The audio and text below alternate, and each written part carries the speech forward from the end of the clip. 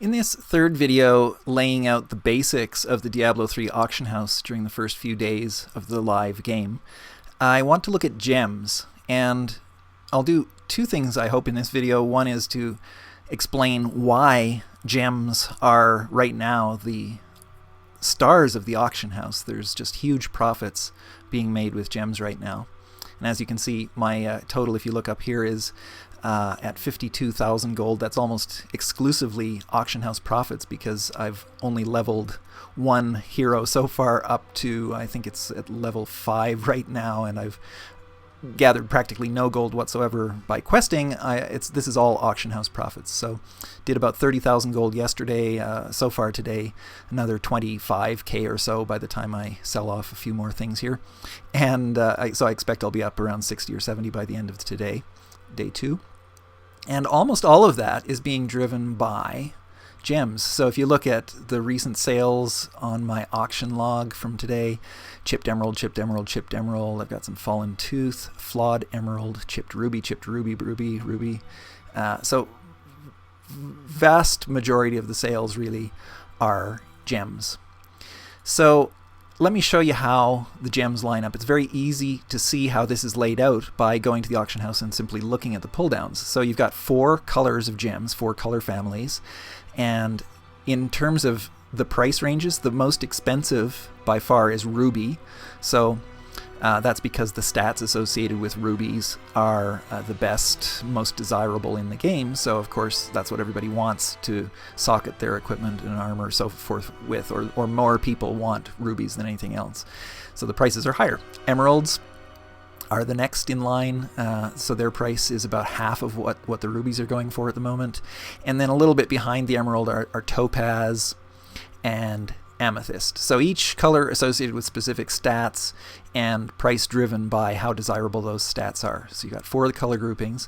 Now the thing that makes the market so hot and volatile, there's just a huge volume of sales right now, especially at the low end down here at chipped and flawed, mostly chipped.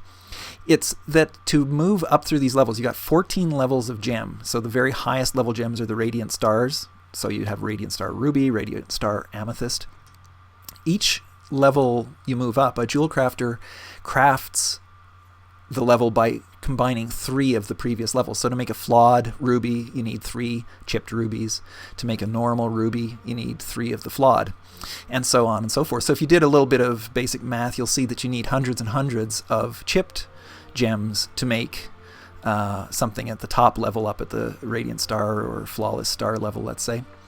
And that's what everybody's going to be wanting when they get to the highest levels in the game. Okay, so that's fueling huge amounts of action in the auction house. So the way I've found it most productive, I have to say that the auction house in Diablo is a little bit like, the crack of auction houses because it's so fast-paced. Everybody was kind of thinking that the limit of 10 auctions at any one time and the various other factors in terms of 15% cut on sales to the auction house, that these were big negatives. What they're actually leading to is a dynamic where it's just very, very fast paced, and the way you really play the auction house is you can't just post a few things and go away and come back and hope they've sold. You kind of want to spend an hour in the auction house just trading, and it's very, very fast paced. So if I just sit here and refresh, look at the price, went down to 400 for the cheapest one available, just like that. But I couldn't buy it because somebody else beat me to it when it went to 400. Now if I refresh, now the lowest price is 995. So this is the kind of action you get, and it's just like this most of the day. Most active, of course, during the evening hours, which are prime time. So the first thing you need to do in order to understand how to make a profit from gems, and just look at the volume of transactions. They're selling every few seconds the rubies, which are the most attractive at the moment.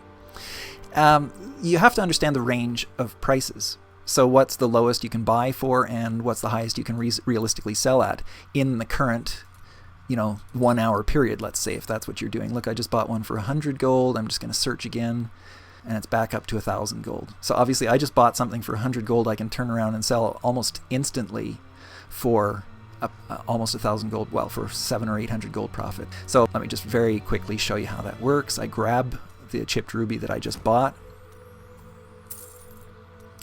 You might have noticed it said that the price I paid was $999 for that ruby. There is some sort of a glitch in the auction house where the prices that you appear to pay are not correct, and it's a major bug that Blizzard is going to have to work out. Anyway, so I've picked up my 100 gold ruby. See, the price has now dropped down to 800. I'll do a couple more searches just to see where it's sticking, and then I'll go into the auction house, and I'm just going to go ahead and sell for close to that 1,000 gold mark. So I'm going to post my 1 ruby that I just bought. Remember, I bought for 100 gold, and I'm going to sell it for 998 gold. Create the auction. And, you know, that might sell while I'm doing this video in the next couple of minutes, or it might not, but we'll just see how that goes. So how do you establish these prices? You do it by doing exactly what I'm showing you, just by refreshing and refreshing. There's my chipped ruby sold. Just as quick as that. So that's why I say it's like a crack auction house. It just happens so quickly. The profits come in immensely fast when things are going well. So you can see it's jumping around now. I've seen anywhere from 100 to 1,000 gold.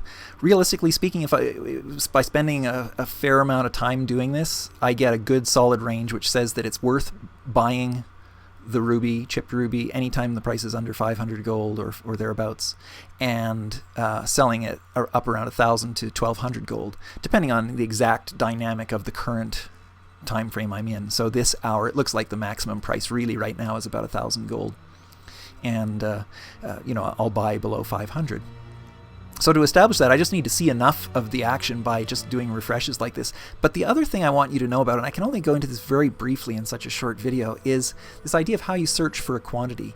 What you see when you search for one is the single lowest priced item that you're looking at the moment. And you've seen how quickly that moves around. So right now it's 750 gold. Now there might be one, there might be 100 of them posted at that price.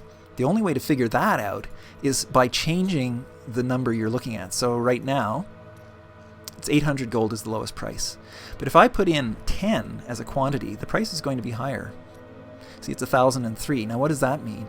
What it means is that the 10 lowest priced chipped rubies on the auction house this moment are at an average price of 1,003. So we know that there was one at 800, but there are obviously some up around 11 or 1,200 within those first 10. So that gives you an idea of what your competition is like. So that helps you decide whether you should post to undercut right here at 998 at this moment, or whether you can afford to go up a little higher. If you look at my auctions for sale, I've got some chipped rubies right now at 1194, which would appear to be out of the running, right?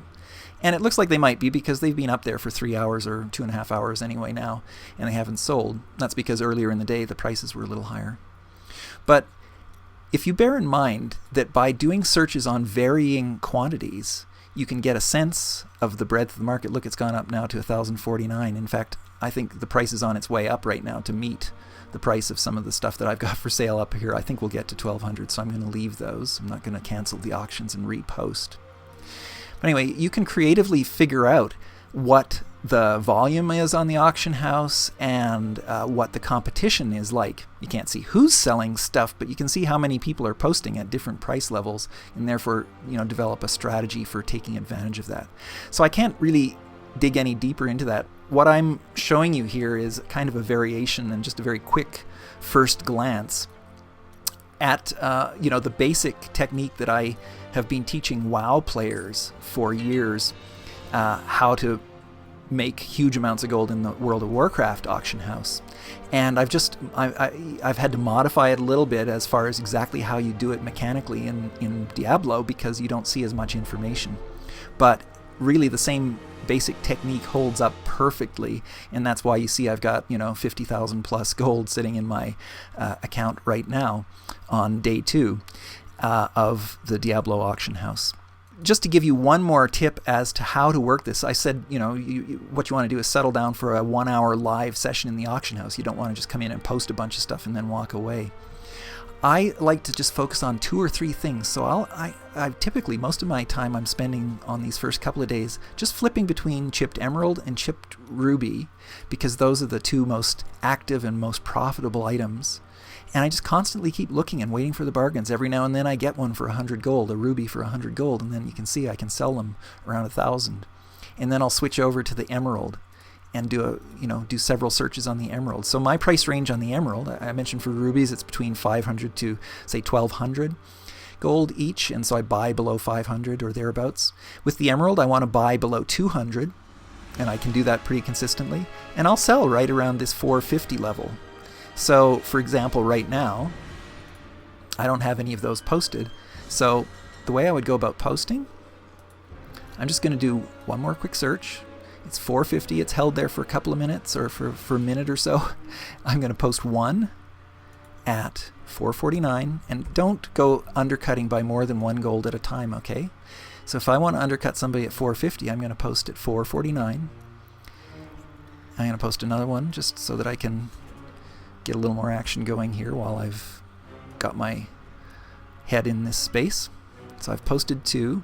Now let me go back to search and just see if I'm actually the low price at 449, and I am. So the next time somebody wants to buy an emerald, and it's going to be within seconds here, as long as nobody else comes along and undercuts me, mine is about to sell.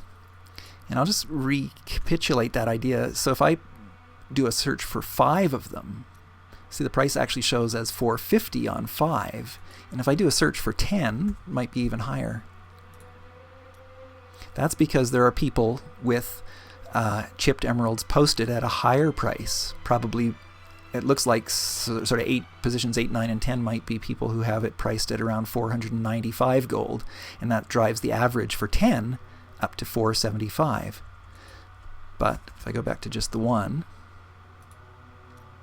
it's still 449. So I'm still low price on the auction house, and a pretty good chance that those chipped emeralds are going to sell any moment now. In fact, I'm just going to go ahead and post a couple more since I have a pretty good stock. I've got 14 of them sitting in my bags right now. So I'm going to go ahead and, man, it drives you crazy, the clumsiness of the auction house as far as how the posting works. I'll post another couple so that when they do actually sell, which they will do any moment now, I'll sell several of them all at once. And that's it. So this is how I'm going about mining the gems market in the auction house for really pretty good volumes of gold at this point. I mean, I'm doing at least 5,000 or 6,000 gold an hour for the time I spend in the auction house, which I think is a pretty good standard if you compare it to getting out and questing for gold.